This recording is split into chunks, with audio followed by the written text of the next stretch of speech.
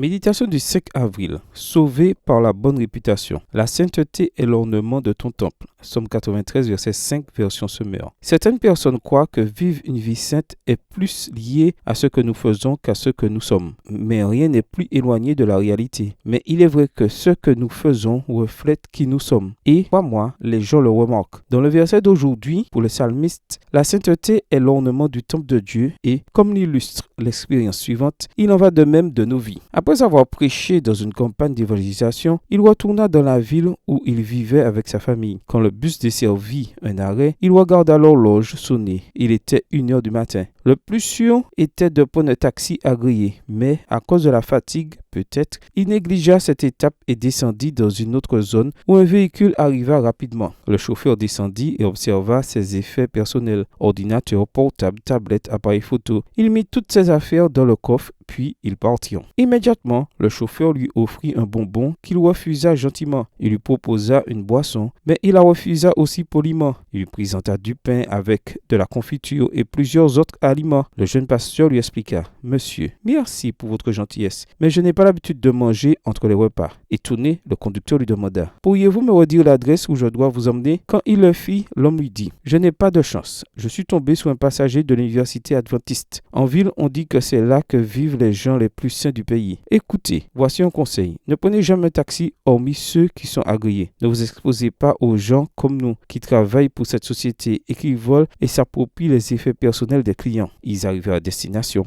Le chauffeur lui remit toutes ses affaires et s'en alla. Le jeune pasteur comprit qu'il avait été sur le point d'être agressé, voire assassiné. La réputation des chrétiens adventistes l'avait sauvé. Que disent les gens de toi, d'après ce qu'ils peuvent voir? S'il est vrai que l'extérieur ne définit pas qui nous sommes, à l'intérieur, il le reflète. Aujourd'hui, je désire t'inviter à vivre une vie qui reflète l'amour de Jésus. Que lorsque les autres te voient, ils puissent connaître le Christ à travers toi. C'est pourquoi le message de @Dieu pour toi aujourd'hui est: laisse ma lumière briller à travers ta vie et que d'autres puissent me connaître. Tu n'es pas obligé de faire de discours. Tu ne vis que pour moi. Bonne journée à toi et que le Seigneur te bénisse.